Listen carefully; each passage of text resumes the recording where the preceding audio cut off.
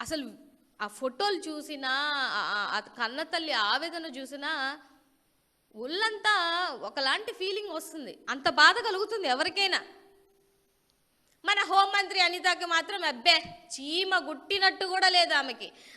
ఆమె రిప్లైలు కూడా చూడండి ఎట్లిస్తుందో. ఏదో నా ఇంట్లో కాదు కదా జరిగింది, ఎవరికో కదా, ఎవరో ఆడబిడ్డకి కదా. మధ్యలో ఈ బ్రోకరిజం చేశాడంట ఓ పెద్ద మనిషి, 50 లక్షలకి సెటిల్మెంట్. జనసేనకు సంబంధించినటువంటి ఇన్ఛార్జి అరెస్ట్ చేశారా? యాక్షన్ తీసుకున్నారా? ఏం ఆయన ఎందుకు వదిలేశారు? సీఎం మీద ఎందుకు పడ్డారు?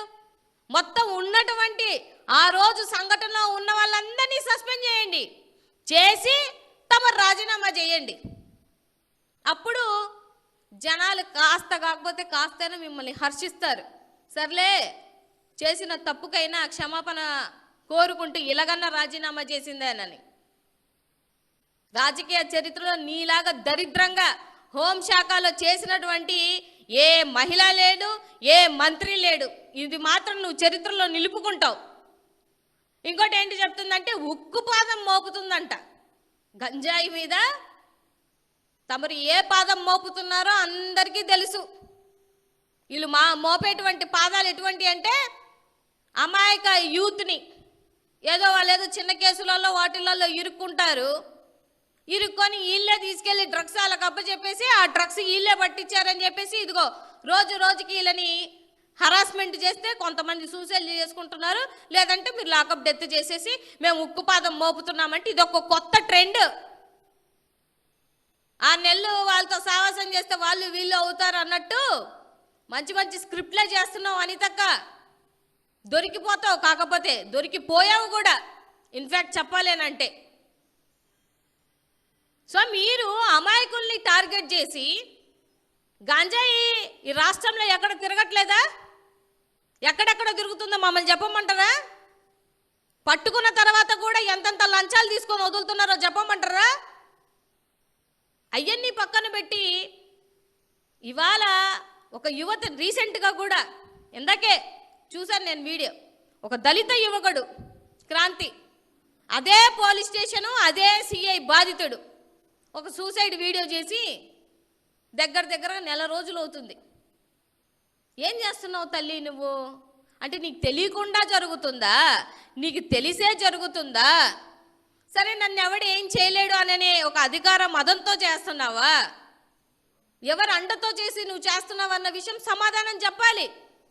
పొద్దున్న లేచి దళిత మహిళని అంటావు కదా, చనిపోయాడు నీ దళిత సోదరుడు, చేతనైతే న్యాయం చేయగలుగుతావా? చేయలేవు. అంటే నువ్వు దొరికినప్పుడల్లా, నువ్వు తప్పు జరిగినప్పుడల్లా దళిత కార్డును మాత్రం వాడుకుంటావు. ప్రజలకి ఏమీ చెయ్యవు. ఏ దళితుడికి న్యాయం చెయ్యవు, ఏ దళిత మహిళకి న్యాయం చెయ్యవు, అసలు మహిళలకే న్యాయం చెయ్యవు.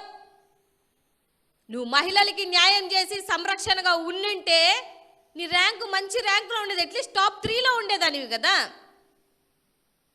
అత్తునికి సంబంధించిన బిడ్డ విషయంలో కూడా 10 రోజుల తర్వాత సోషల్ మీడియాలో అందరినీ నీ ఏకి పడేస్తే నేను వెళ్ళేవంట. ఇది నీ పరిస్థితి. అంటే ఇంత దిగజారిపోవడానికి కారణం ఏంటి? నీ పదవి కాపాడుకోవడానికా? కేవలం నీ పదవి కాపాడుకోవడానికా? ఇలా చేస్తే శవాల మీద పేలాలు ఏరుకునే రకం అంటారు. ఇలా ఒక తల్లి క్షోభ పెట్టి ఒక బిడ్డను చంపేసి ఆ రక్తపు కూడు నువ్వు తిన్నా నీకు సహించదు, నిజంగా సహించదు. ఆ తల్లి ఘోష మీ కూటమి ప్రభుత్వానికి ఈ 3 సంవత్సరాలు డెఫినెట్గా దీనికి కర్మ అనేది అనుభవించక తప్పదు. ఆవిడ కన్నీటికి సమాధానం చెప్పాల్సినటువంటి బాధ్యత మీ మీద ఉంది. సో ఇవాళ తెలివిగా వచ్చేసి లేదు నేను సీఎంని సస్పెండ్ చేశాము అయిపోయింది విచారిస్తావు. ఏం విచారిస్తావు? ఏముంది విచారించడానికి? చంపేసి బూడిద చేసేసారు. ఇంకా విచారించేది ఏందమ్మా నువ్వు? నాకు తెలియగడుగుతాను.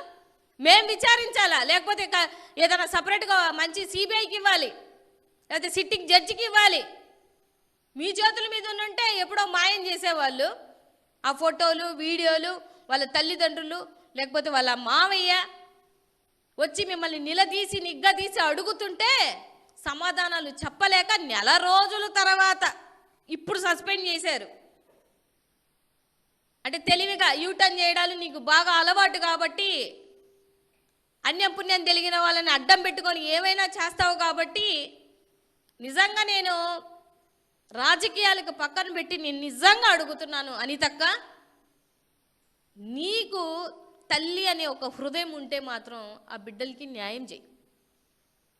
నాకైతే నమ్మకం లేదు, నువ్వు న్యాయం చేయలేవు, న్యాయం చేసే ఆలోచన కూడా నీకు లేదు. అందుకని నువ్వు రాజీనామా చేయి. నీ చేతిలో నీ ప్లేస్లో ఇంకొకరు ఎవరొకరు మంచి వాళ్ళు వస్తే వాళ్ళన్నా చేస్తారు కదా. అంటే రోజు రోజుకి అడ్డగోలుగా కేకులు అంటే ఎట్లా తెలుసా, ఒక బర్త్డే పార్టీకి కేక్ కట్ చేసిన వాళ్ళకి 3rd డిగ్రీ, కోడి కట్ చేసిన వాళ్ళకి 3rd డిగ్రీలు, మంచి పోస్టులు పెట్టిన వాళ్ళకి కూడా 3rd డిగ్రీలు. మీరు టార్గెట్లు చేసి నెలల తరబడి వాళ్ళని ఇబ్బంది పెట్టి గోళ్ళు పీకేసి వాళ్ళ మర్మాంగాల మీద దెబ్బలు కొట్టి 5 రోజులు 10 రోజులు 3 నెలల నుంచి వాళ్ళని హింస పెడితే చచ్చిపోక ఏం చేస్తారమ్మా? చచ్చిపోక ఏం చేస్తారు చెప్పు? చాతనైతే తీయండి. సాయి కృష్ణ స్టేషన్కి వచ్చిన రోజు నుంచి ఇప్పటి వరకు ఏం జరిగింది స్టేషన్లో? అన్ని సీసీ క్యామ్స్ ఉంటే మొన్న సీసీ క్యామ్స్ అన్ని బాగా చేయించాను అన్నావు కదా, ఆ సీసీ క్యామ్స్లో ఏమేమున్నాయో మొత్తం తీయించు. సిఐ సిపి అలాగే నువ్వు మీ ముగ్గురు కాల్ షీట్లు ఏమేమి మాట్లాడుకున్నారో ఒకసారి బయటికి తీస్తే దొంగలు ఈజీగా తెలిసిపోతారు. సామాన్య ప్రజలు కూడా సలహాలు ఇస్తారు, అవన్నీ తీసుకోండి. ఎందుకంటే మీకు సలహాలు తీసుకోవడం ఇష్టం ఉండదు, పరిపాలన చేయడానికి చేత కాదు, ప్రశ్నిస్తే కోపాలు వస్తాయి. మరి మీ బాసు దీని మీద కన్ను ఎర్ర చేశారో, ఉరిమి చూశారో, కోప్పడ్డారో ఇంకా తెలియట్లేదు మాకు. సో ఇంత నిసిగ్గమైనటువంటి పరిపాలనలో ఉన్నారు కాబట్టి అమాయకులు పేదలు వాళ్ళ జోలికి వెళ్ళి మీ పెత్తనం అంటే ఏదో జులుం చూపించినట్టు వాళ్ళ మీద జులుం చూపించడం అనేది అదేం పెద్ద చేతనైన పని కాదు. అనిత గారు, నీకు చేత కాదు, ఈ పదవిలో నువ్వు ఉండడానికి 1% కూడా అర్హురాలివి కాదు. ఏ బిడ్డలకి నువ్వు న్యాయం చేయలేవు, మహిళలకి రక్షణ ఇవ్వలేవు, చిన్న బిడ్డల్ని కాపాడలేవు, చిన్న బిడ్డలు రేపైనా నువ్వు వెళ్ళలేవు, ప్రశ్నించలేవు. గంటకి 4 అగత్యాలు జరుగుతున్నా కూడా ఒక్కసారి కాకపోతే ఒక్కసారి కూడా ప్రెస్ మీట్ పెట్టి ప్రశ్నించేటువంటి పాపన పోనటువంటి ఏకైక డమ్మీ హోంమంత్రి ఎవరు అని అంటే అది మీరే. సో ఇది ఇవాళ మేము చెప్తున్నటువంటి మాట కాదు, ఉన్నటువంటి 2 కోట్ల మంది మహిళలు మాట్లాడుతున్నటువంటి మాటలు.